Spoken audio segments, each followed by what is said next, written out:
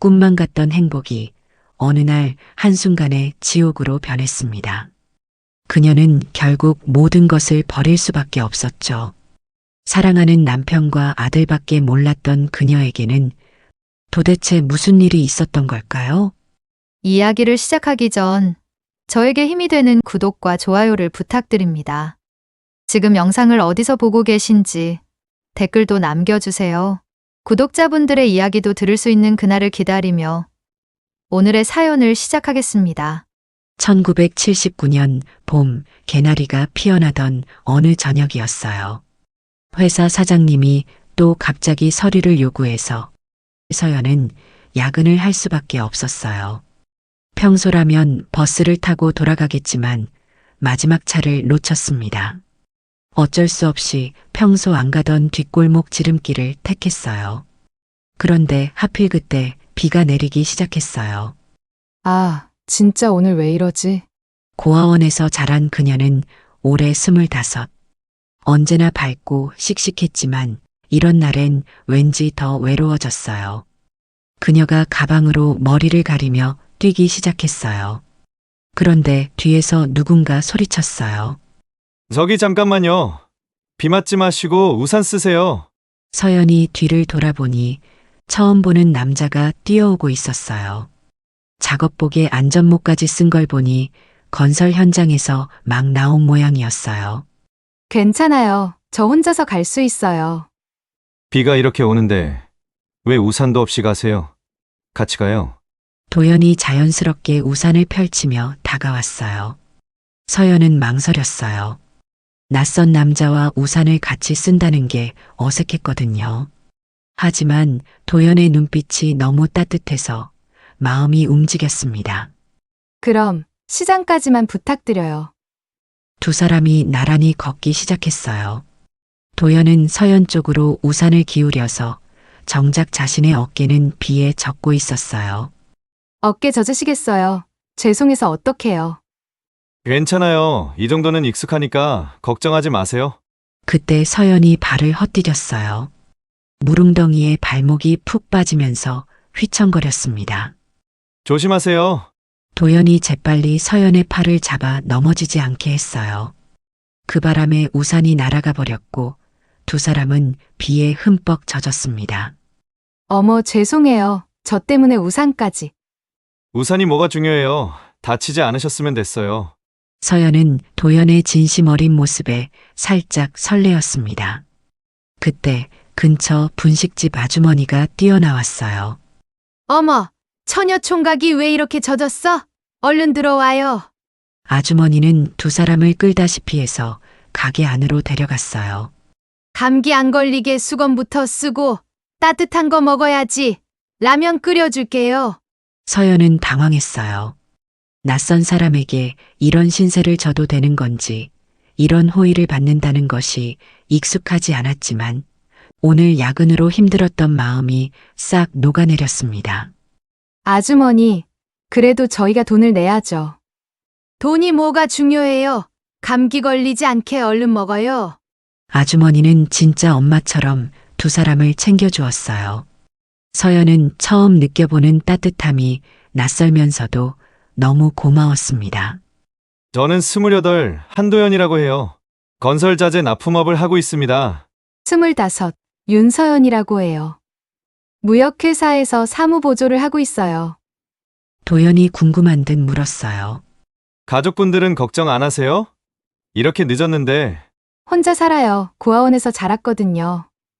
서연이 담담하게 말했지만 도연은 마음이 아팠어요. 아, 죄송해요. 라면 불어요. 얼른 먹을까요? 당황하는 모습에서 도연의 진심이 느껴져서 서연의 마음은 왠지 더 따뜻해졌어요. 라면을 먹으면서 도연이 주머니에서 낡은 수첩을 꺼냈어요. 오늘 계약서 받으러 갔다가 늦어지길 잘했네요. 이렇게 서연 씨 만나게 돼서 같이 라면도 먹게 됐으니까요. 수첩에는 빼곡한 글씨로 일정과 계획들이 적혀 있었어요. 정말 바쁘게 사시는 것 같아요.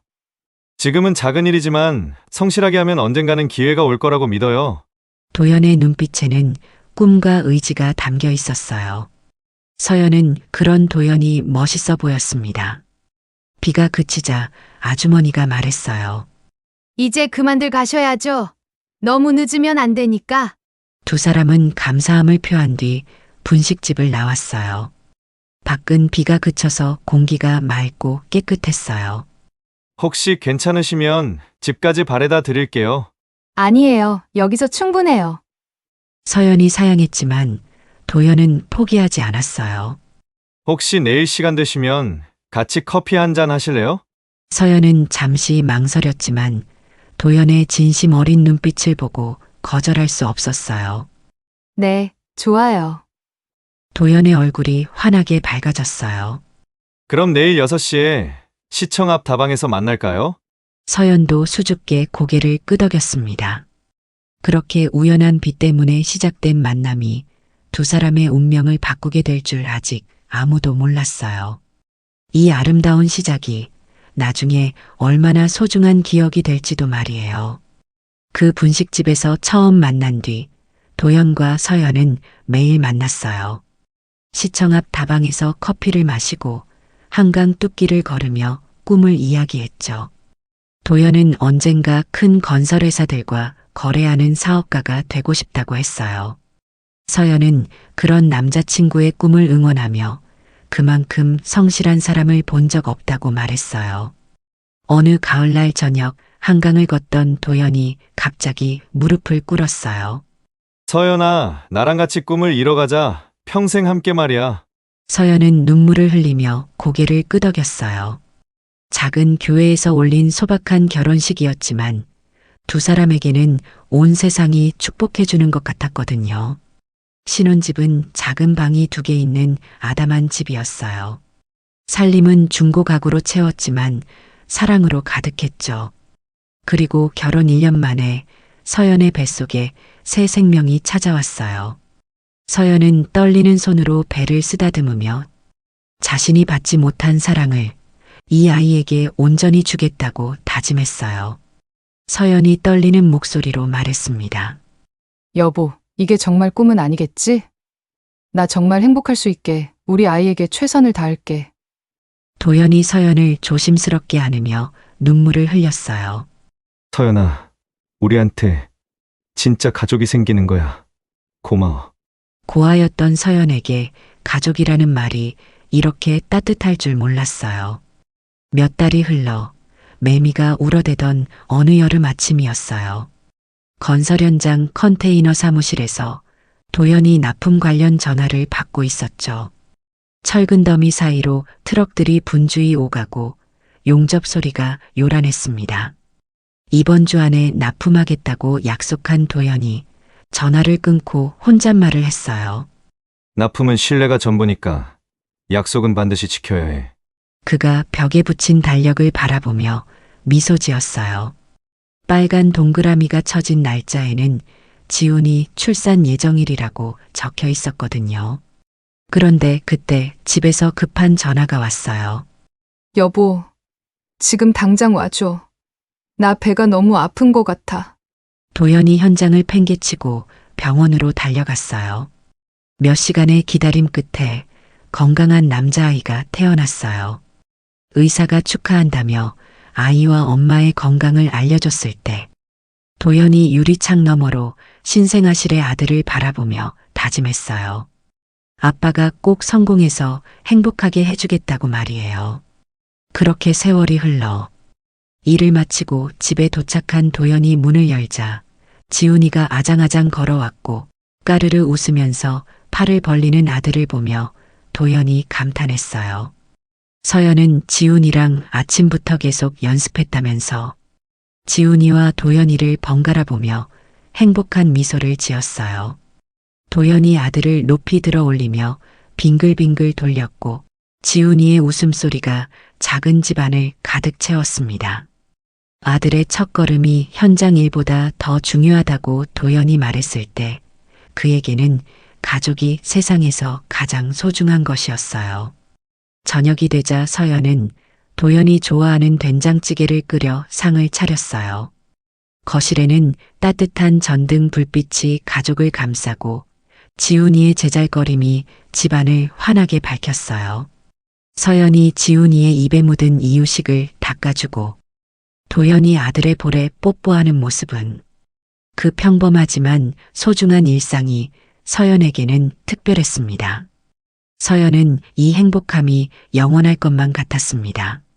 하지만 며칠 후 도연이 집에 평소보다 2시간이나 늦게 들어왔어요. 서연이 지훈이가 계속 아빠를 찾았다고 하자 도연은 대형 건설사 임원들과 술자리가 있었다며 미안해했어요. 도연의 옷에서 담배 냄새와 술 냄새가 진동을 했고 그녀가 지훈이를 안고 있는데 이상하게도 지훈이는 아빠에게서 고개를 돌렸어요. 요즘 늦게 들어오는 바람에 지훈이가 아빠를 자주 못 봐서 그런가 봐. 그런 그녀의 말에 도연은 미안하면서도 서운한 표정을 지었어요. 이번 계약만 성사되면 달라질 거니까 조금만 참자. 서연은 남편을 이해하려고 했어요. 가족을 위해서 하는 일이니까요. 하지만 마음 한구석은 불안했답니다. 내일은 일찍 들어올게. 서연이 조심스럽게 물었어요. 당신 요즘 많이 힘들어? 도연은 대답 대신 서연의 어깨에 머리를 기댔어요. 다음 날 서연이 현장 사무실로 장부를 정리하러 갔어요. 한 손으로는 지훈이를 안고 다른 손으로는 계산기를 두드렸어요. 지훈이가 옹알이를 하며 손뼉을 치는 동안 서연은 꼼꼼히 장부를 확인했어요. 그런데 장부를 정리하다가 이상한 걸 발견했어요. 몇 개 업체에서 결제가 늦어지고 있었고 금액도 생각보다 컸어요. 마침 현장 소장님이 들어와서 지훈이까지 데리고 일하는 모습에 고생이 많다며 위로해줬어요. 서연은 집에 혼자 둘 수는 없다며 괜찮다고 했고 도연 사장님은 참 복이 많다고 말하시는 소장 아저씨에게 서연은 궁금했던 걸 물어봤어요. 소장님, 이 결제금들은 언제쯤 들어올까요? 현장 소장의 표정이 어두워졌어요. 사모님, 솔직히 말씀드리면 좀 오래 걸릴 것 같아요. 사장님도 많이 힘드실 텐데 걱정이에요. 집에 돌아온 서연이 도연에게 결제 지연되는 업체들이 많다고 하자 도연이 지친 표정으로 소파에 앉았어요. 곧 나아질 거니까 걱정하지 말라며 지금은 사업을 확장할 때라고 했어요. 그래. 자기야 힘내. 우리 지금까지도 잘해왔잖아. 몇 주 후 도연의 귀가 시간이 더욱 늦어졌어요. 밤이 깊어 서연은 지훈이를 토닥이며 재우고 있었습니다. 그때 남편에게서 전화가 걸려왔어요. 여보, 나 오늘도 늦을 것 같아. 너무 기다리지 말고 먼저 자. 이번 주만 벌써 4번째야. 지훈이도 아빠 찾는데. 알아. 나도 마음이 무겁다. 근데 이번 계약만 잘 되면 우리도 조금은 숨통이 트일 거야. 그러니까 조금만 더 이해해줘. 전화를 끊은 서연이 지훈이를 바라보며 중얼거렸어요. 지훈아, 아빠가 요즘 너무 바쁘지? 그래도 우리 지훈이 마음은 알아줄 거야. 그 순간 지훈이가 잠결에 아빠라고 옹알거리니 서연의 마음이 짠해졌어요. 다음 날 아침 도연이 서둘러 나가려는데 지훈이가 울음을 터뜨렸어요. 지훈이가 도연의 다리를 붙잡고 놓아주지 않았어요. 도연이 달래려 했지만 중요한 미팅 때문에 서둘러 나올 수밖에 없었습니다. 도연이 나간 뒤 서연은 우는 아들을 달래며 생각했어요. 사업이 잘 되는 것은 좋지만 가족과 함께하는 시간이 줄어드는 것에 대한 속상함이었죠. 그날 저녁 서연이 지훈이에게 이유식을 먹이고 있을 때였어요. 현관문이 열렸지만 도연의 발걸음이 평소와 달랐습니다. 비틀거리며 들어온 도연이 소파에 털썩 앉았어요. 술 냄새와 함께 낯선 향수 냄새도 났습니다. 서연이 조심스럽게 물었어요. 당신 괜찮아? 도연이 머리를 감싸며 힘들다는 듯 중얼거렸습니다. 큰 계약이 눈앞에 다가왔지만 연이어지는 술자리와 그리고 결제 지연으로 자금 사정이 빠듯하다는 말이었죠. 이번 달 직원들 월급까지 밀릴 수 있다는 말에 서연은 놀란 눈으로 남편 옆에 앉았어요. 며칠 뒤 서연은 시장에서 장을 보고 있었습니다. 그때 동네 아주머니가 다가와 말을 건넸어요. 남편 사업이 잘 되는 듯 요즘 종종 유흥업소 쪽에서 보인다는 얘기를 전한 것이었죠. 서연은 아마 일 때문일 거라고 둘러댔지만 집으로 돌아오는 길 그녀의 마음은 복잡했어요. 그날 밤 도연은 평소보다 더 늦게 집에 들어왔고 그런 남편에게 서연은 차분히 물었습니다. 오늘은 어디서 술 마신 거예요? 거래처 사람들이랑 있었지. 왜? 서연은 더 이상 묻지 않았어요. 그녀는 침묵했지만 마음속에는 작은 의심이 조용히 싹트고 있었습니다.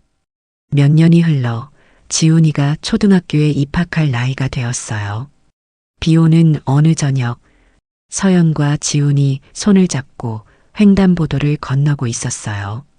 학용품을 사러 시내에 나갔다가 늦어진 길이었죠. 신호등이 깜빡이기 시작했고 서연이 발걸음을 재촉했어요. 그때였어요. 빗길에 미끄러진 트럭이 붉은 불빛을 뚫고 달려왔어요. 지훈아! 서연이 아들을 밀어내는 순간 트럭이 그녀의 다리를 덮쳤어요. 아스팔트에 쓰러진 엄마의 곁에서 지훈이가 울부짖었어요. 엄마! 엄마! 병원으로 실려간 서연의 다리는 심하게 부러져 있었어요. 수술을 마친 의사가 도연에게 말했어요. 다행히 생명에는 지장 없지만 오른쪽 발목은 절단해야 할 것 같습니다. 도연은 병실 의자에서 일주일을 지새웠어요. 중요한 계약 미팅도 모두 미뤄두고 서연 곁을 떠나지 않았습니다. 서연이 눈을 떴을 때 그의 눈에서 눈물이 쏟아졌어요. 서연아, 정말 미안해. 내가 같이 있었으면. 당신 잘못이 아니야. 지훈이는 괜찮지? 응, 걱정하지 마. 가족이 함께 있으면 뭐든 할 수 있어. 지훈이도 매일 병원에 와서 엄마 옆에서 그림을 그렸어요. 엄마, 빨리 나와서 같이 학교 가자. 서연이 아들의 머리를 쓰다듬으며 눈물을 흘렸습니다. 도연은 회사 직원들에게 당분간 혼자 처리하라고 지시했어요. 그때의 도연에게는 아내와 아들이 세상 전부였습니다. 몇 개월이 흘러 서연이 목발로 걸을 수 있게 되었어요. 어느 날 저녁 도연이 정장을 차려입으며 말했습니다. 오늘 사장님들 부부 동반 모임이 있어. 같이 갈까? 서연이 거울을 보며 화장을 시작했어요. 하지만 목발을 짚고 서 있는 모습을 보니 마음이 무거워졌습니다. 나 때문에 민폐 끼치는 건 아닐까? 도연이 넥타이를 매다가 손을 멈췄어요. 사실 그도 같은 걱정을 하고 있었거든요. 괜찮을 거야. 천천히 가면 돼. 하지만 그의 목소리에는 확신이 없었습니다. 결국 그날 서연은 집에 남았어요. 도연이 나간 후 서연은 거울 속 자신을 바라보며 한숨을 쉬었어요. 다음 주 지훈이 학교 운동회가 있었어요. 서연이 목발을 짚고 운동장에 나타나자 다른 학부모들이 수군거렸습니다. 저분이 지훈이 엄마구나? 안 됐네. 교통사고 났다던데 젊은 나이에 어떡하면 좋아?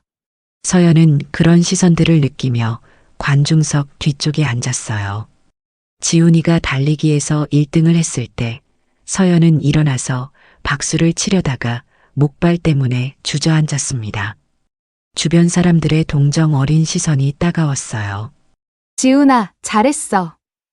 지훈이 달려와서 금메달을 보여줬지만 친구들이 서연의 발목을 신기하게 바라보았어요. 지훈아, 너희 엄마 다리 왜 그래? 지훈이의 얼굴이 빨개졌어요. 집으로 돌아오는 길 서연이 아들에게 말했어요. 엄마 때문에 창피했지. 지훈이 고개를 흔들었지만 그의 표정은 무거웠습니다. 그날 밤 도연이 늦게 들어왔어요. 서연이 거실에서 기다리고 있었습니다. 모임은 어땠어? 도연이 소파에 앉으며 한숨을 쉬었어요. 다들 부인들이랑 같이 와서 좀 어색했어. 서연의 가슴이 철렁했어요. 내가 같이 갔으면 좋았을 텐데. 아니야. 괜찮아. 하지만 도연의 목소리에는 아쉬움이 묻어 있었어요. 며칠 후 서연이 도연의 정장 주머니를 정리하다가 명함을 발견했습니다. 김미영 기획실장이라고 적힌 명함 뒷면에는 손글씨로 전화번호가 적혀 있었어요. 서연이 조심스럽게 물어봤어요. 이분은 누구야? 도연이 TV를 보다가 대수롭지 않게 대답했어요. 회사 사람인데 요즘 프로젝트 때문에 자주 만나고 있어. 그 순간 서연은 이상한 느낌을 받았습니다. 남편이 자신을 똑바로 보지 않고 있었어요. 그날 밤 서연은 잠들지 못하고 천장을 바라봤어요. 언제부터인가 남편의 눈빛이 예전 같지 않다는 생각이 들었습니다. 시간이 지나면서 도연의 사업은 크게 성장했습니다. 납품 물량이 폭증하면서 골프장에서 사업가들과 만나고 유흥업소에서 접대하는 일이 일상이 되었어요. 하지만 집은 점점 더 텅 비어갔습니다. 어느 저녁 서연이 혼자 지훈이 숙제를 봐주고 있을 때였습니다. 지훈이가 연필을 놓으며 물었어요. 엄마, 아빠는 왜 매일 늦게 와? 서연이 아들의 머리를 쓰다듬으며 대답했어요. 아빠는 우리를 위해 열심히 일하고 있잖아. 지훈이 네가 좀 이해해주면 안 될까? 하지만 서연 자신도 확신이 서지 않았습니다. 친구들 아빠는 같이 놀아주는데 우리 아빠는 언제 놀아줄까? 서연은 대답할 말이 없었어요. 그래도 서연은 가정을 지키려고 애썼어요. 도연이 좋아하는 음식을 준비하고 집을 깨끗하게 정리했습니다. 어느 토요일 아침 서연이 용기를 냈어요. 당신, 오늘은 지훈이랑 공원에 갔다 오면 어때? 도연이 신문에서 고개를 들었어요. 오늘 골프 약속이 있어. 중요한 사람들이랑 만나야 해. 지훈이가 얼마나 기다리는데 한 번만 같이 있어줘. 도연의 표정이 언짢아졌습니다. 서연아, 내가 왜 이렇게 바쁜지 몰라? 다 가족을 위해서야. 서연이 목발을 짚고 일어나 도연 옆에 앉았어요. 그때만큼은 예전에 다정한 부부 같았습니다. 하지만 도연은 곧 시계를 보며 자리에서 일어났어요. 며칠 후 도연이 술에 취해 집에 들어왔어요. 평소보다 훨씬 많이 마신 모양이었습니다. 서연이 다가가 부축하려 했지만 도연이 손을 거칠게 뿌리쳤습니다. 건드리지 마. 혼자 갈 수 있어. 그는 소파에 털썩 앉더니 비웃듯 중얼거렸습니다. 오늘 모임에 온 부인들 보니까 다들 예쁘고 젊더라. 서연의 가슴이 철렁 내려앉았어요. 그의 시선은 날카로웠고 말은 가슴에 씻을 수 없는 상처를 남겼습니다. 사고 이후로 넌 예전 같지 않아. 서연의 손이 자신의 다리를 감쌌어요. 그 순간 서연은 자신이 남편에게 짐이 되고 있다는 걸 느꼈습니다. 그 말과 함께 도연의 손이 탁자 위의 술잔을 힘껏 내던졌습니다. 깨진 잔 조각이 바닥에 흩어졌고 지우는 놀라 울음을 터뜨렸습니다. 도연 씨, 뭐 하는 거야? 왜 이렇게 됐어? 그날 이후 술에 취해 들어오는 날에는 과격해지기 시작했어요. 말투는 거칠어지고 사소한 일에도 쉽게 짜증을 냈습니다. 어느 날은 목발에 의지하던 그녀의 몸이 벽에 부딪히며 휘청거릴 만큼 팔을 밀치기도 했습니다. 지훈이 앞에서는 제발 이러지 마. 시끄러워! 네가 뭘 알아? 고함이 터져 나오면 지우는 엄마 뒤로 숨어버렸고 그들이 행복하게 꿈꿔왔던 이 집은 술과 폭력의 일상이 되어갔습니다. 다음 날 서연이 지훈이를 학교에 데려다주고 돌아오는 길이었어요. 동네 아주머니가 다가와 말을 걸었습니다. 지훈이 엄마, 남편분이 요즘 젊은 여자랑 자주 다닌다던데. 서연의 얼굴이 굳어졌어요. 그런 말씀 마세요. 일 때문에 그러는 거예요. 아니야, 나도 직접 봤어. 호텔 앞에서 손까지 잡고 가더라고. 서연이 더 이상 듣고 싶지 않다며 돌아서려 했어요. 지훈 엄마, 너무 착하게만 살지 마. 남자들은 그러면 안 돼. 집으로 돌아온 서연은 거울 앞에서 자신을 바라봤습니다. 목발에 기댄 모습, 사고 이후 늘어난 주름, 생기 없는 얼굴. 서연은 도연의 말이 맞는 건 아닌지 생각하게 되었어요. 난 정말 끝난 걸까? 그날 밤에도 도연은 술에 취해 돌아와 서연의 팔을 세게 잡아 끌었습니다. 버티던 그녀의 팔에 멍이 시퍼렇게 번졌고 지우는 공포에 떨며 방문 뒤에 숨어 울었습니다. 이웃들은 밤마다 들려오는 고성과 충격음에 고개를 저었지만 아무도 나서서 말리지 않았습니다. 집안의 울음은 언제나 서연과 지훈의 몫이었죠. 그날 밤 도연이 평소보다 더 늦게 들어왔어요. 서연이 거실에서 기다리고 있었습니다. 어디 있었어? 연락도 안 되고. 도연이 짜증스럽게 대답했어요. 일 때문이야. 왜 이렇게 간섭해? 간섭이 아니라 걱정이야. 난 당신 아내잖아. 도연이 갑자기 폭발했습니다. 아내, 지금 우리가 가족 같아? 넌 집에서 뭐 하는데? 서연이 떨리는 목소리로 말했어요. 나도 최선을 다하고 있어. 비록 이 몸이지만. 도연이 서연을 노려보며 말했어요. 그 눈빛에는 더 이상 사랑이 없었습니다.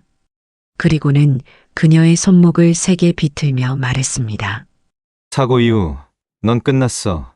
인정해. 순간 서연의 몸이 바닥으로 밀려 넘어졌고 그녀는 아픔을 삼킨 채 눈물을 흘렸습니다.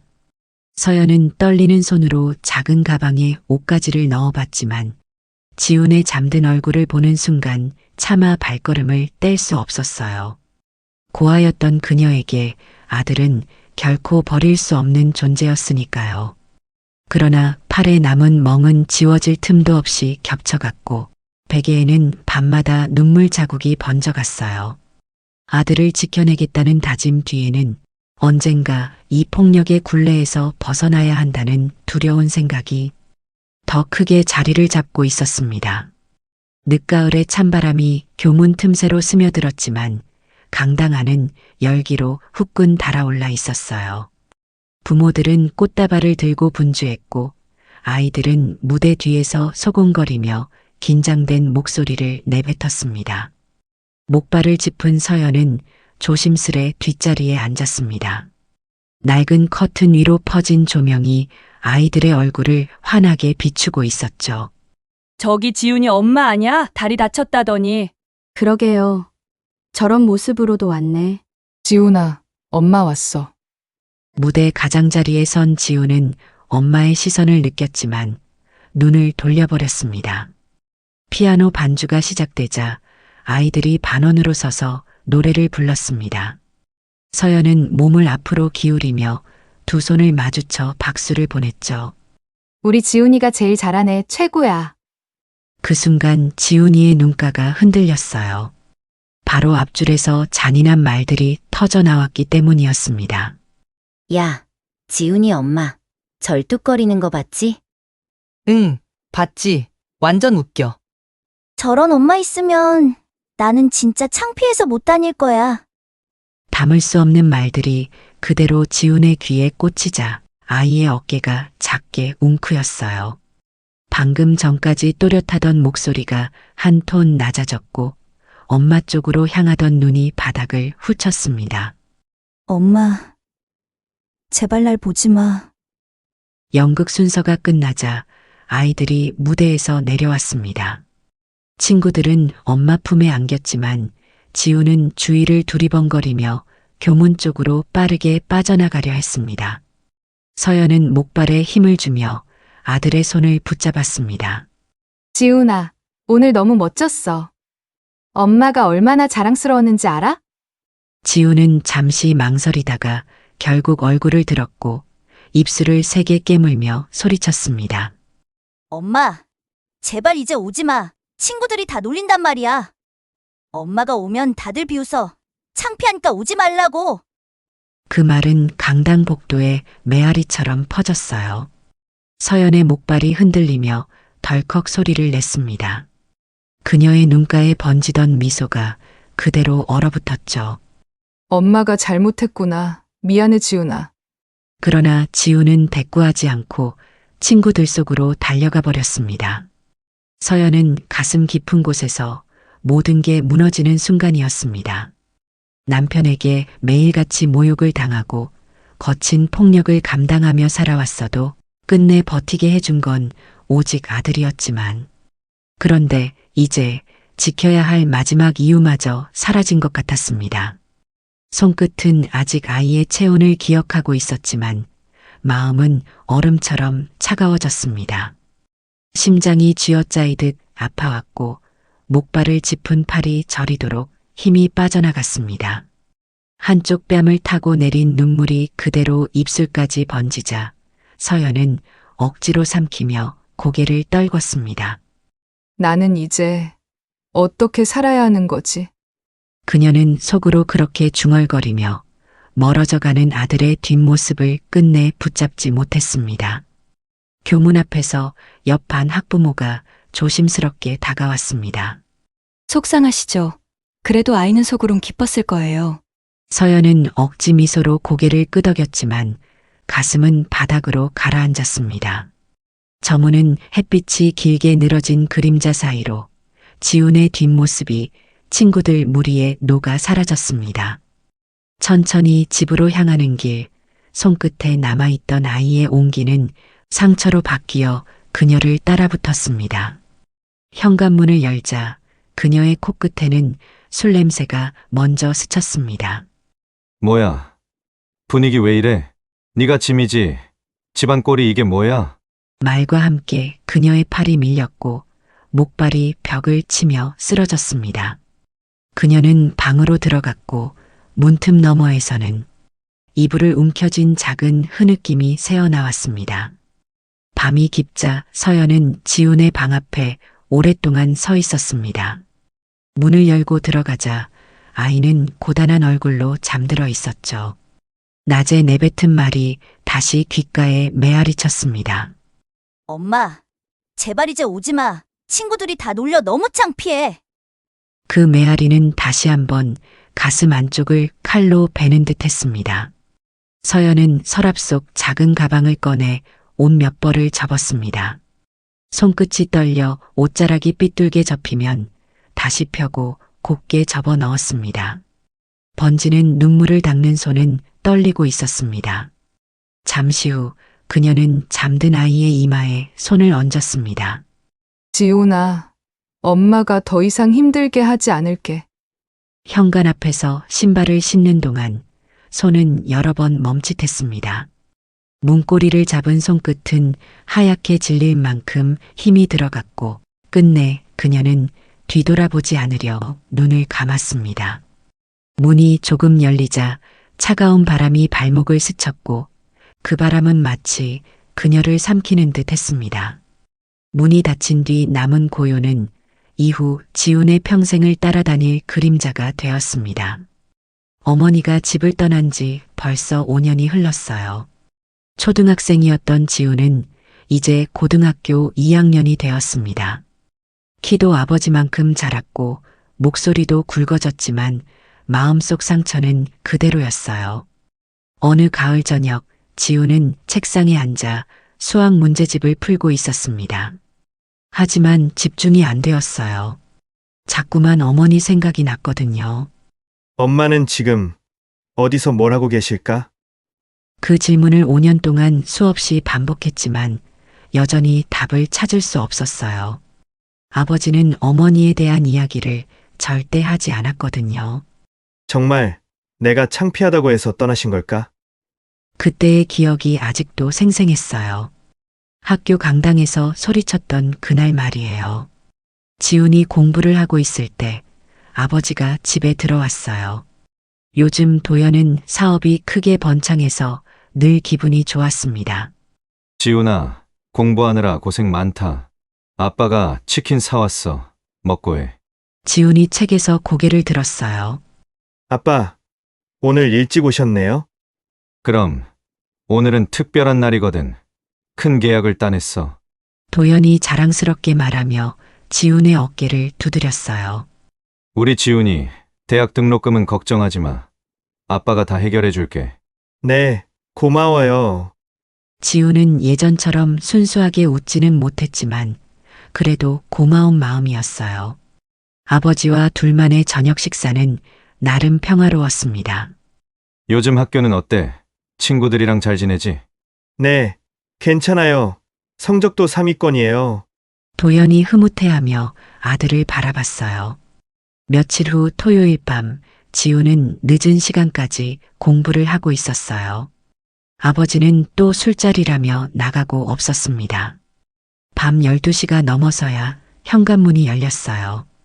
그런데 이상했어요. 아버지 혼자가 아니었거든요. 여자의 웃음소리가 들려왔습니다. 도연 씨, 집이 정말 넓고 좋네요. 지우는 방문을 살짝 열어 복도를 내다봤어요. 30대 초반으로 보이는 예쁜 여자가 아버지와 함께 있었습니다. 지훈이는 잠들었을 거야. 조금만 조용히 하자. 지훈의 심장이 빨리 뛰기 시작했어요. 그동안 아버지가 여자를 집에 데려온 건 처음이었거든요. 지훈은 조심스럽게 방문을 열고 거실을 엿봤어요. 두 사람이 소파에 나란히 앉아 와인을 마시고 있었습니다. 도연 씨는 정말 멋있어요. 이렇게 큰 사업을 혼자 일궈내시다니. 혼자가 아니야. 미영이 같은 든든한 파트너가 있으니까 가능한 거지. 지우는 파트너라는 단어에 귀를 기울였어요. 단순한 직장 동료는 아닌 것 같았습니다. 그런데 부인분은 언제 돌아오세요? 아직도 연락이 안 되나요? 지훈의 온몸이 긴장했어요. 5년 만에 듣는 어머니 이야기였거든요. 돌아올 리 없어. 애초에 돌아오라고 하지도 않았고. 지훈의 눈이 커졌어요. 그래도 아들이 있잖아요. 엄마가 그리울 텐데. 지훈이는 괜찮아. 이제 다 컸어. 엄마 없어도 잘 살고 있어. 지훈은 주먹을 꽉 쥐었어요. 아버지가 자신의 마음을 전혀 모르고 있었거든요. 그때 미영이 조심스럽게 물었어요. 사실 궁금한 게 있었는데 사모님이 왜 집을 나가신 거예요? 지훈은 숨을 멈췄어요. 가장 궁금했던 바로 그 질문이었거든요. 교통사고로 다리를 다쳤잖아. 그 이후로 완전히 달라졌어. 도연이 와인을 한 모금 마시며 계속 말했어요. 어디 데려가기도 창피하고 집에서도 우울해하기만 하고 그냥 짐이었던 것 같아. 지훈의 가슴이 찢어지는 것 같았어요. 그래도 한때는 사랑하셨잖아요. 처음엔 동정심이었던 것 같아. 고아원 출신이라고 하니까 불쌍하기도 하고. 지훈은 더 이상 들을 수 없었어요. 사고 난 뒤에 지훈이도 엄마를 창피해했어. 학예회 때 오지 말라고 소리쳤거든. 그 순간 지훈은 모든 진실을 알게 되었어요. 내가 사라지라고 말하기는 했지만 자기가 자존심 상해서 나간 거지 뭐. 지훈은 주먹으로 입을 막고 그 자리에 굳어버렸어요. 그동안 자신을 괴롭혔던 죄책감이 사실은 아버지의 거짓말 때문이었다는 걸 깨달았거든요. 그날 밤 지훈은 잠들지 못했어요. 그동안의 죄책감이 이제는 아버지에 대한 분노로 바뀌는 순간이었습니다. 그리고 지훈이는 혼자 말했어요. 아빠, 당신이 엄마한테 한 짓을 똑같이 갚아줄게요. 17살 소년의 마음속에 복수의 씨앗이 싹트기 시작했어요. 어린 시절의 순수함은 사라지고 차가운 분노만이 남았습니다. 그리고 그 분노는 훗날 아버지의 모든 것을 무너뜨릴 무서운 힘이 되는 시작이었습니다. 1997년 여름, 지우는 이제 고등학교 3학년이 되어 있었어요. PC통신이 요동치던 그 시절, 야간 자습실에서 홀로 앉아있는 지훈의 모습은 남달랐습니다. 다른 학생들이 수학 문제집과 씨름할 때 지훈은 컴퓨터 화면 앞에서 무언가를 열심히 타이핑하고 있었어요. 화면에는 복잡한 숫자들과 회계 자료들이 빼곡히 나열되어 있었습니다. 지훈이 손가락을 멈추고 깊은 한숨을 쉬었어요. 정면으로 부딪히면 안 돼. 틈을 파고들어야 해. 그의 노트에는 약점 찾기라고 적혀 있었어요. 벌써 몇 달째 아버지의 사업 구조를 파헤치고 있었거든요. 엄마를 그렇게 쫓아낸 대가를 반드시 치르게 해줄 거야. 17살 소년의 눈에는 차가운 분노가 서려 있었습니다. 며칠 후, 지우는 아버지의 사무실을 찾아갔어요. 도연이 서류를 정리하고 있을 때 지훈이 들어왔습니다. 지훈아, 무슨 일이야? 아빠 회사에 대해 좀 궁금한 게 있어서요. 도연의 얼굴이 환해졌어요. 아들이 자신의 일에 관심을 보이는 게 기뻤거든요. 그래. 뭐가 궁금한데? 어떻게 하면 이렇게 큰 회사가 될 수 있는지, 계약은 어떻게 따내는 건지요. 지훈이 진심 어린 눈빛으로 물었어요. 우리 아들이 벌써 사업에 관심이 있구나? 자랑스러운데. 도연이 아들의 어깨를 다정하게 두드렸습니다. 일단 신뢰가 제일 중요해. 약속은 꼭 지켜야 하고 좋은 사람들과 관계를 맺어야 해. 관계요? 어떤 관계 말씀이세요? 지훈이 순수한 표정으로 물어봤지만 속으로는 함정을 파고 있었어요. 응. 그런 건 나중에 크면 자연스럽게 알게 될 거야. 도연이 살짝 머뭇거리는 모습을 지훈은 놓치지 않았습니다. 그날 밤 지훈은 집에 있는 아버지 서재에 몰래 들어갔어요. 책장 사이사이와 서랍을 하나씩 뒤져가며 서류들을 확인했습니다. 몇 시간 뒤 지훈은 결정적인 증거를 발견했어요. 불법 하청업체와의 계약서, 그리고 공무원들에게 건넨 리베이트 명세서였습니다. 역시나 깨끗한 사업이 아니었어. 지훈이 서류들을 복사하기 시작했어요. 그때 갑자기 문 열리는 소리가 들렸습니다. 지훈은 재빨리 서류들을 숨기고 책상에 앉았어요. 지훈아, 이 시간에 서재에서 뭐 해? 경제과제가 있어서 자료 좀 찾고 있었어요. 지훈이 자연스럽게 책을 펼치며 대답했습니다. 그래. 너무 늦게까지 하지는 마라. 내일 학교 가야지. 도연이 의심 없이 방을 나갔고 지훈은 안도의 한숨을 쉬었어요. 다음 날 학교에서 지훈은 컴퓨터부 선배에게 도움을 요청했어요. 지훈아, 이거 정말 해킹하는 거야? 네, 선배님. 아버지 회사 보안 점검을 부탁받았어요. 지훈이 거짓말로 선배를 속였습니다. 그럼 이 프로그램 써봐. 전산망에 접속해서 데이터 조작도 가능해. 선배가 플로피 디스크를 건네주며 설명해줬어요. 며칠 후 지훈은 익명으로 국정감사위원회에 제보 편지를 보냈습니다. 아버지 회사의 불법 하청과 리베이트 증거들을 모두 첨부해서 말이에요. 동시에 밤마다 아버지 회사 전산 시스템에 침입해서 미묘한 오류들을 만들어냈어요. 납품 일정을 하루씩 늦추고 계약 조건을 살짝 바꾸는 식으로 말이죠. 도연은 처음에는 작은 실수 정도로 여겨졌지만 점점 문제가 커져갔습니다. 거래처들의 불만이 쌓이기 시작했고 도연은 점점 초조해했어요. 1997년 가을 외환위기가 터졌어요. IMF 구제금융이 발표되면서 전국이 충격에 빠졌습니다. 그런데 이 위기는 지훈에게는 절호의 기회였어요. 이미 내부 문제로 흔들리던 아버지 회사의 결정타를 날릴 때가 온 거였거든요. 어느 날 저녁 도연이 술에 취해 집에 들어왔어요. 평소보다 훨씬 심하게 취해 있었습니다. 지훈아, 아빠가 모든 걸 잃을 수도 있어. 도연이 소파에 쓰러지듯 앉으며 중얼거렸어요. 왜요? 무슨 일 있었어요? 세무감사에서 우리 회사가 조사 대상이 됐어. 누가 제보했는지 모르겠지만 지훈은 아무 표정 없이 아버지를 바라봤습니다. 거래처들도 하나둘 떠나고 있어. IMF 때문에 다들 어려우니까. 도연이 술잔을 들며 한숨을 쉬었어요. 처음엔 정말 사랑했는데 서연이를 말이야. 갑자기 나온 어머니 이야기에 지훈의 가슴이 철렁했어요. 내가 너무 욕심이 많았나 봐. 돈을 벌수록 더 많이 원하게 되더라. 도연의 목소리에는 후회가 섞여 있었습니다. 지금이라도 엄마한테 사과하시면 되잖아요. 이미 다 늦었어. 서연이도 회사도 모든 게 다. 도연이 고개를 떨구며 눈물을 흘렸어요. 하지만 지훈의 마음은 조금도 흔들리지 않았습니다. 며칠 후 도연의 회사는 연쇄부도를 맞았어요. 감사조사 결과 불법 행위가 드러났고 IMF 위기와 맞물려 완전히 무너졌습니다. 지우는 아버지의 절망적인 모습을 바라보며 조용히 중얼거렸어요. 이제 시작이야, 아빠. 엄마가 느꼈던 고통을 당신도 느껴봐. 복수의 첫 단추가 채워진 순간이었습니다. 하지만 지우는 아직 몰랐어요. 이 복수가 자신에게도 얼마나 큰 상처를 남길지 말이에요.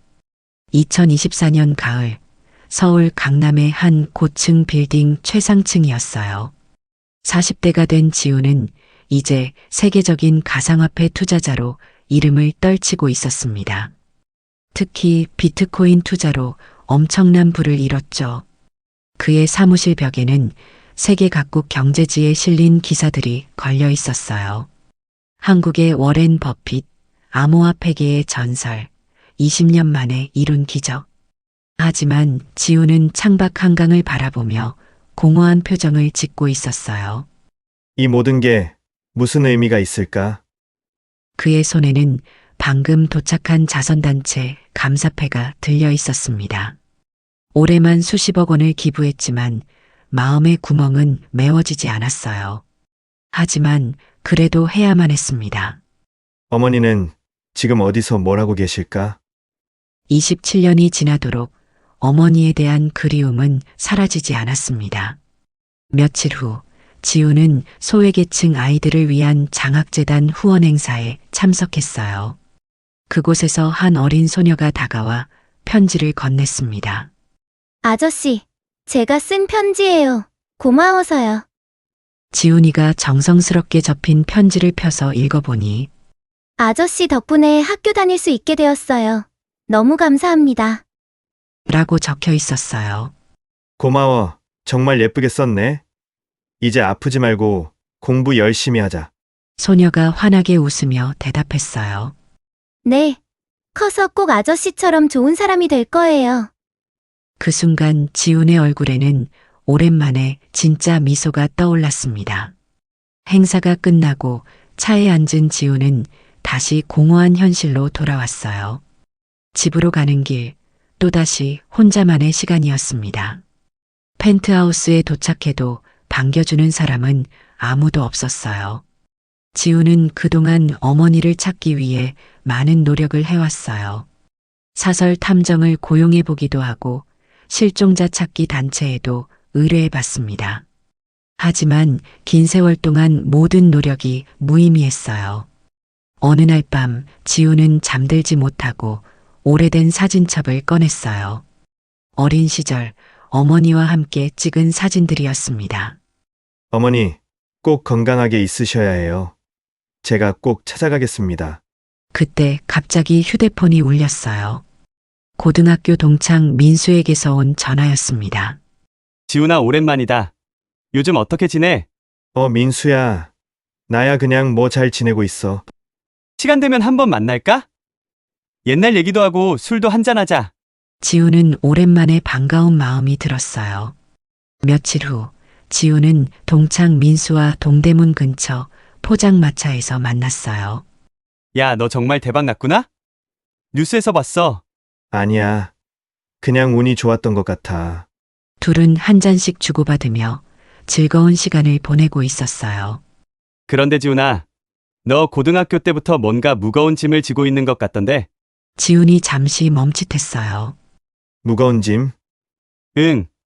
다른 애들이랑 다르게 늘 어른스러웠었어. 특히 어머니 얘기만 나오면 더 그랬던 것 같아. 지훈의 표정이 어두워졌습니다.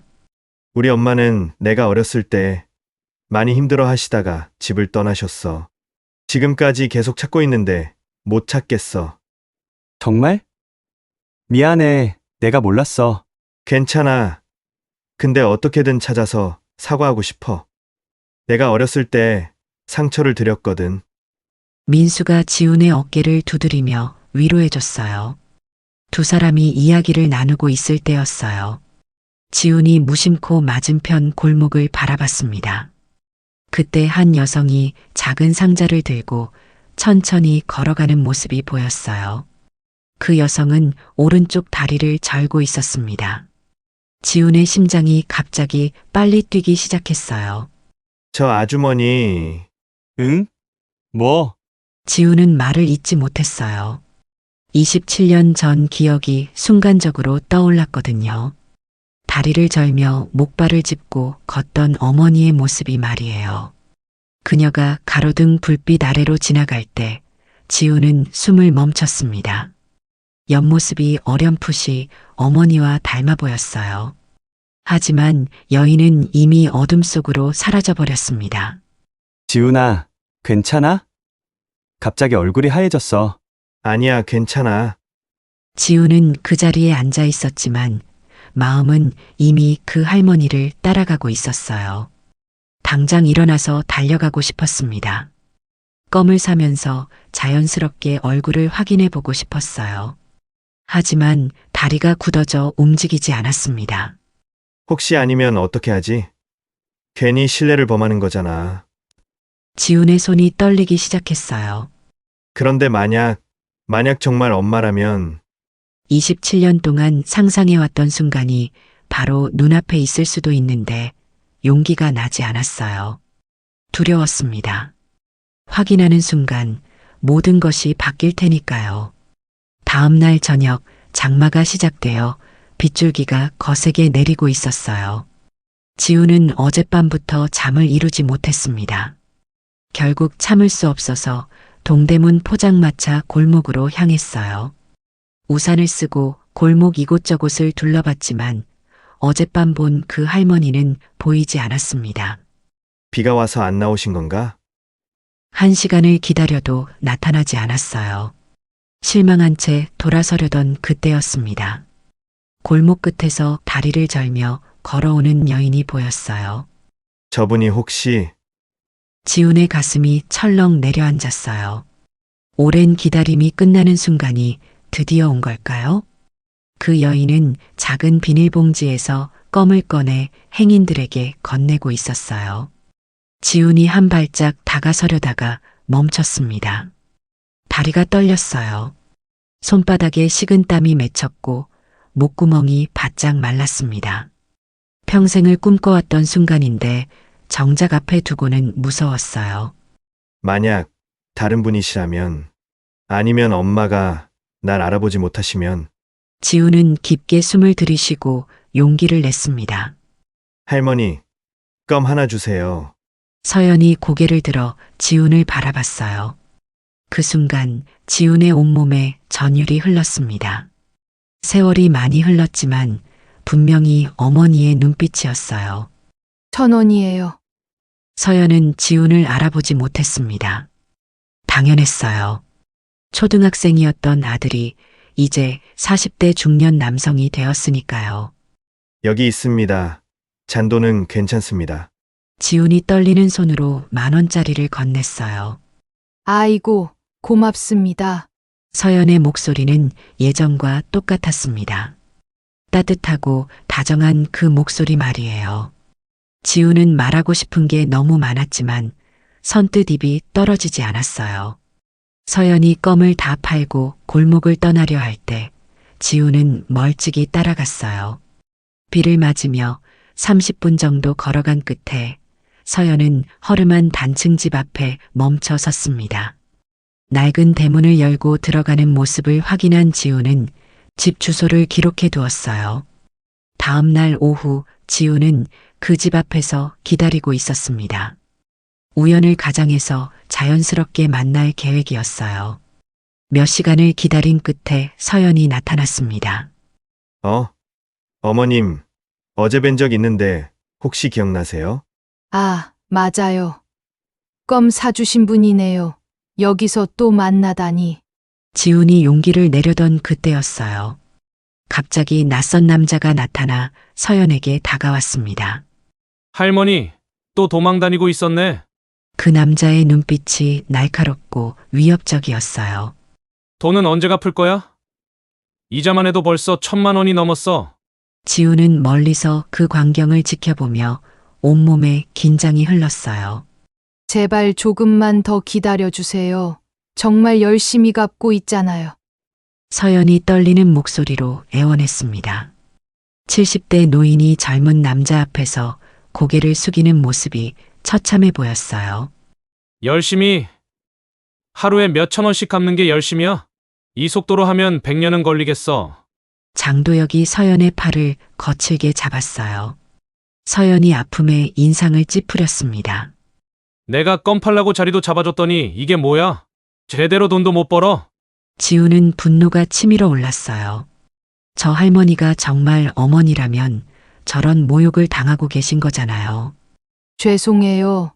날씨가 안 좋으면 사람들이 안 나와서. 핑계 그만해. 다른 할멈들은 다 잘만 벌어오는데 너만 못 벌어와? 서연이 고개를 떨구며 몸을 움츠렸어요.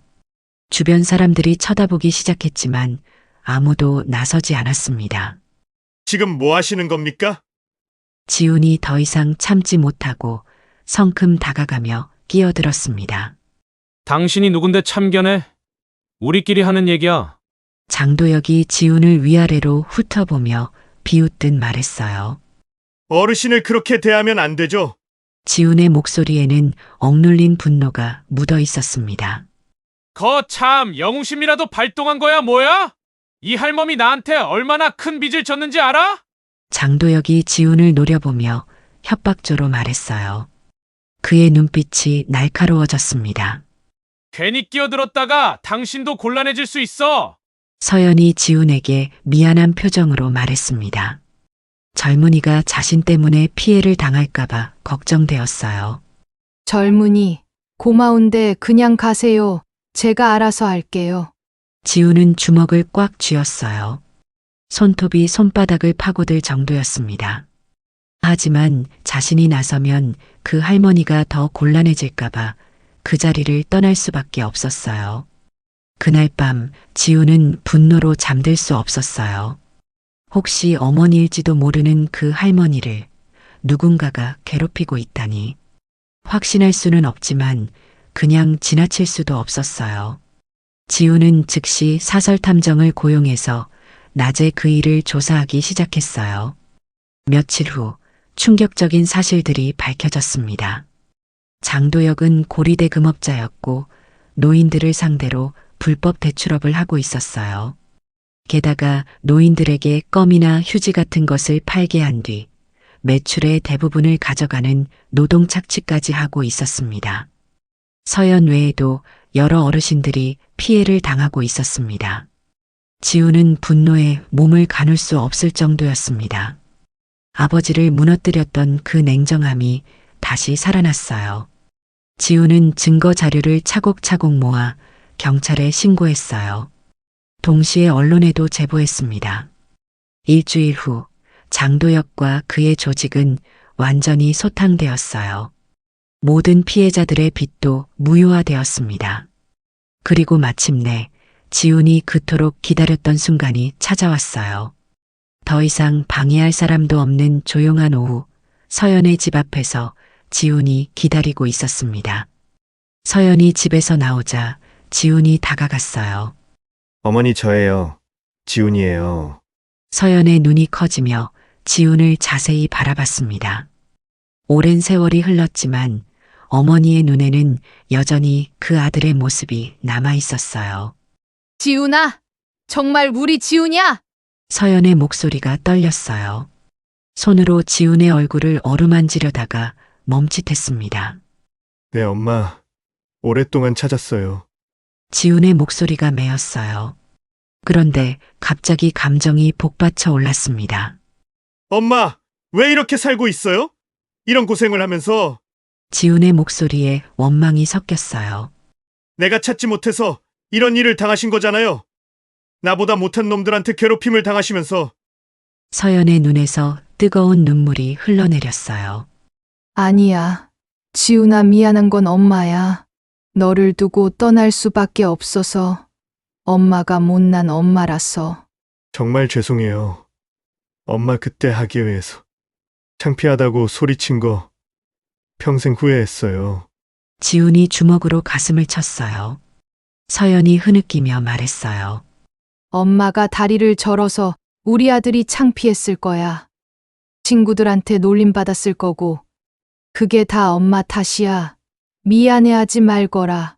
지훈이 고개를 저으며 서연의 손을 잡았어요. 아니에요, 엄마. 제가 어려서 몰랐던 거예요. 엄마가 얼마나 힘드셨는지 지훈의 목소리가 떨렸어요. 아버지한테서 들었어요. 엄마가 스스로 떠난 게 아니라 아빠가 쫓아냈다는 걸. 엄마는 날 버린 게 아니라 지켜준 거였어요. 서연이 더욱 울부짖었어요. 아들이 진실을 알고 자신을 이해해준다는 사실에. 지훈아, 엄마가 너무 보고 싶었어. 하루도 생각 안 한 날이 없었어. 지훈이 서연을 꼭 안으며 목 놓아 울었어요. 이제 다시는 이런 고생 안 시켜요. 내가 지켜드릴게요. 두 사람이 서로를 꼭 안았어요. 우리 지훈이 이렇게 훌륭하게 자랐구나. 고맙다. 오랜 기다림의 끝이었습니다. 길고 긴 이별의 마침표였어요. 어머니와 재회한 지 한 달이 지난 어느 날 아침이었어요. 지훈은 그동안 못다한 효도를 하루라도 빨리 보상하려고 애쓰고 있었습니다. 서연을 위해 깨끗하고 따뜻한 새 집을 마련해서 함께 살기 시작했고 최고의 병원에서 건강검진도 받게 했어요. 매일 아침 직접 요리한 음식으로 식사를 차려드리고 함께 산책하며 이야기를 나눴습니다. 서연은 아들의 정성이 너무 고마웠고 내 아들이 이렇게 훌륭하게 자라준 것에 감사했어요. 하지만 지훈에게는 이 모든 것이 부족하게만 느껴졌습니다. 20년이 넘는 세월 동안 혼자 고생하신 어머니를 생각하면 평생을 다 바쳐도 모자랄 것 같았거든요. 그런 평온한 일상이 흘러가던 어느 날 아침이었어요. 지훈의 휴대폰이 울렸습니다. 경찰서에서 온 전화였어요. 한지훈 씨 되시죠? 부친이신 한도연 씨에 관해서 연락드렸습니다. 지훈의 가슴이 철렁 내려앉았어요. 그동안 연락을 끊고 살았던 아버지였거든요. 네, 무슨 일이시죠? 간경화로 돌아가셨습니다. 유족으로 연락처가 남아 있어서요. 지훈은 복잡한 감정에 휩싸였습니다. 미워했던 아버지였지만 돌아가셨다는 소식에 그의 감정은 어떤 말로도 표현할 수 없었습니다. 언제 돌아가셨나요? 3일 전입니다. 혼자 사시던 원룸에서 발견되었어요. 지훈의 눈가에 뜨거운 것이 맺혔어요. 미워했지만 그래도 아버지였는데 이렇게 쓸쓸하게 돌아가셨다니. 지훈은 서연에게 아버지의 소식을 전했어요. 서연의 표정이 복잡해졌습니다. 그래도 장례는 치러야지. 어머니가 가실 필요는 없어요. 제가 혼자 다녀올게요. 서연이 지훈의 손을 잡았어요. 지훈아, 아무리 그래도 네 아버지야. 그리고 한때는 엄마가 사랑했던 사람이기도 하잖니. 지훈이가 어머니를 이해한다는 듯 고개를 끄덕였습니다. 며칠 후 소박한 장례식이 치러졌어요. 참석한 사람은 지훈과 서연뿐이었습니다. 장례식장에서 서연이 도연의 영정 앞에 조용히 인사했어요. 이제 편히 쉬세요. 장례 후 지훈은 아버지의 원룸을 정리하러 갔어요. 허름한 원룸에는 술병들과 오래된 신문들이 쌓여 있었습니다. 지훈이 옷장을 정리하던 중 낡은 봉투 하나를 발견했어요. 봉투 겉면에는 지훈에게라고 떨리는 글씨로 적혀 있었습니다. 지훈의 손이 떨렸고 봉투 안에는 편지가 들어 있었어요. 아버지의 필체였지만 예전보다 많이 흔들리고 있었습니다. 지훈이 편지를 펼치자 눈물이 앞을 가렸어요. 지훈아, 아빠가 정말 미안하다. 너와 엄마에게 씻을 수 없는 상처를 줬구나. 사실 엄마가 사고 난 이후 아빠는 겁이 났어. 장애를 가진 아내를 평생 책임져야 한다는 것이 무서웠던 거야. 솔직히 말하면 사고 후에 엄마를 보는 내 마음도 달라졌단다. 예전처럼 사랑스럽게 보이지 않았고 짐처럼 느껴졌던 게 사실이야. 그 감정이 너무 끔찍해서 인정하고 싶지 않았지만 그게 비겁한 아빠의 진심이었단다. 그래서 냉정하게 굴었고 결국 이렇게 되고 말았지. 내가 변한 건 엄마 탓이 아니라 내가 그만큼 얕은 인간이었기 때문이야. 나는 정말 비겁한 인간이었다. 성공한다고 설쳐댔지만 결국 모든 걸 잃고 혼자 죽어가고 있구나. 지훈아, 부탁이다. 엄마를 꼭 찾아서 아빠 대신 사과해다오. 미안하다, 아들아. 지훈이 편지를 읽으며 참을 수 없는 눈물이 흘렀고 허망한 기분이 들었어요. 지금 와서 이런 편지가 무슨 의미가 있을까요? 집으로 돌아온 지훈이 서연에게 편지를 보여줬어요. 서연도 편지를 읽으며 눈물을 흘렸습니다. 그래도 마지막에는 후회하고 있었구나. 엄마, 저도 이제 아버지를 용서할 수 있을 것 같아요. 서연이 지훈의 머리를 쓰다듬었어요. 그래야지 지훈아. 미움은 우리만 아프게 하지 않겠니? 네, 엄마. 이제 정말로 새로운 시작이에요. 며칠 후 또다시 장마가 시작되었어요. 지훈과 서연은 함께 산책을 나왔습니다. 빗방울이 떨어지기 시작하자 지훈이 우산을 펼쳤어요. 두 사람이 하나의 우산 아래서 나란히 걸었습니다. 서연이 도연을 처음 만나던 비오는 정류장이 떠오릅니다. 하지만 이번에는 다른 의미였어요. 가족이 다시 만난 기적의 순간이었거든요. 서연이 지훈의 팔짱을 끼며 말했어요.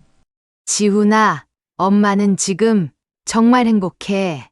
비가 부슬부슬 내리는 길 위에서 모자의 그림자가 하나로 겹쳐졌어요. 오랜 이별과 아픔 끝에 찾아온 진짜 행복의 시작이었습니다. 우산은 비를 막는 도구였지만 가족은 인생의 모든 시련을 함께 견뎌내는 힘이었어요.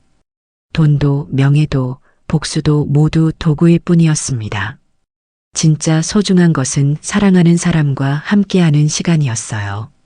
지훈과 서연의 새로운 이야기가 지금부터 시작되었습니다. 이제 정말로 그들에게는 따뜻한 내일만이 기다리고 있을 거예요. 가족의 사랑은 어떤 시련도 이겨낼 수 있습니다. 미움보다는 용서를, 원망보다는 이해를 선택할 때 진정한 행복이 찾아오는 것 같아요. 시간은 기다려주지 않습니다. 가족에게 상처를 받았거나 상처를 주었다면 지금 당장 마음을 전해보세요. 후회는 언제나 너무 늦게 찾아오니까요. 여러분의 사연도 함께하는 그날을 위해 구독과 좋아요를 눌러주세요. 감사합니다.